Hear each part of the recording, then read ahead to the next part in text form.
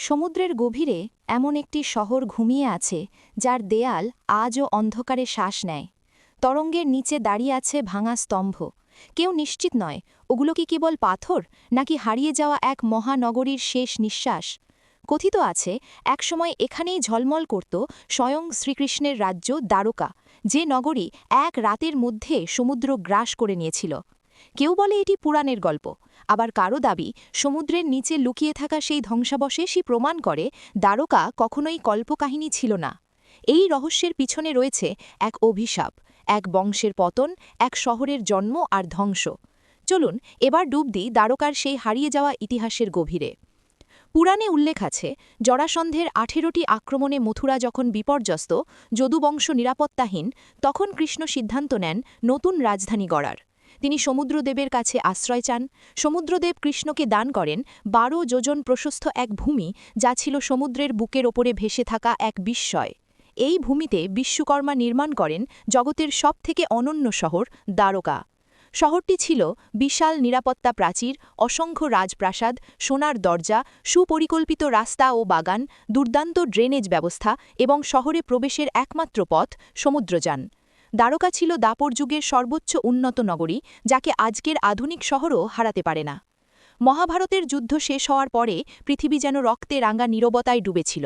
শতপুত্রহারা গান্ধারী শোকে ডুবে শ্রীকৃষ্ণকে দোষারোপ করেন, যুদ্ধ থামানোর ক্ষমতা থাকা সত্ত্বেও তিনি তা করেননি। তিনি বলেন, যেভাবে কৌরব বংশ নিশ্চিহ্ন হয়েছে, একইভাবে যদুবংশও একদিন ধ্বংস হবে। এই অভিশাপ কৃষ্ণ বিনা প্রতিবাদে গ্রহণ করেন।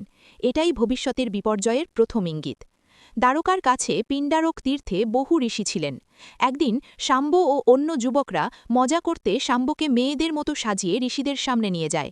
এই অসম্মানজনক কাজের প্রতিক্রিয়ায় ঋষিরা অভিশাপ দেন শাম্বের শরীর থেকে জন্ম নেবে এক লোহার খণ্ড, যা পুরো যদুবংশকে ধ্বংস করবে। ঘটনাও ঘটল তেমনই।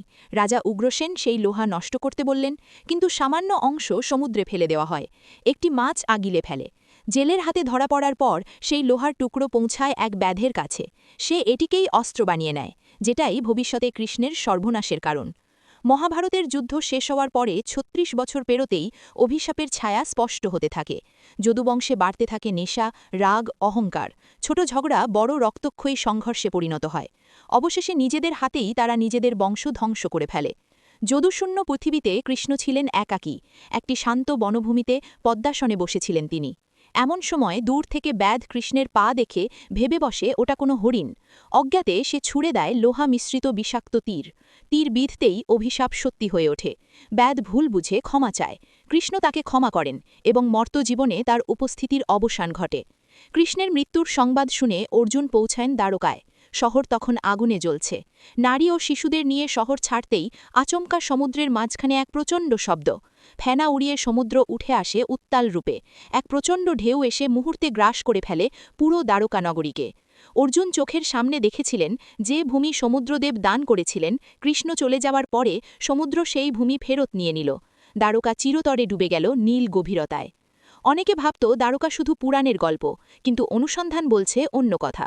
১৯৩০ অনুসন্ধানের সূচনা। প্রথম গবেষণা শুরু। ১৯৬৩ প্রত্নতাত্ত্বিক খননে মিলল প্রাচীন নিদর্শন, মাটির নিচে বহু পুরনো শিল্পকর্ম। ১৯৮৩ থেকে ১৯৯০ ড এস.আর. রাওয়ের নেতৃত্বে আন্ডার ওয়াটার অনুসন্ধান। সমুদ্রের নিচে পাওয়া যায় ৫৬০ মিটার দীর্ঘ প্রাচীর, বিশাল পাথরের স্তম্ভ, ৫০০টিরও বেশি সামগ্রী, বন্দর নগরীর চিহ্ন, আর সবচেয়ে রহস্যজনক, জায়গার আয়তন ঠিক ১২ যোজন।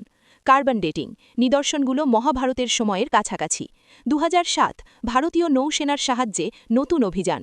সিন্ধু সভ্যতার থেকেও পুরনো নিদর্শন উদ্ধার। এই সব প্রমাণ যোগ করে বিজ্ঞানীরাও আজ স্বীকার করছেন দ্বারকা কোনো গল্প নয়, সত্যিকারের ইতিহাস। যখন পশ্চিমের সভ্যতা কেবলমাত্র বেঁচে থাকার কৌশল শিখছিল, ভারত তখন তৈরি করছিল সমুদ্রের ওপরে দাঁড়ানো মহানগর। আমাদের পুরাণে ইতিহাস আছে, ইতিহাসে বিজ্ঞানের ছাপ আছে, আর বিজ্ঞানে প্রমাণ আছে ভারতের প্রাচীন মহিমার।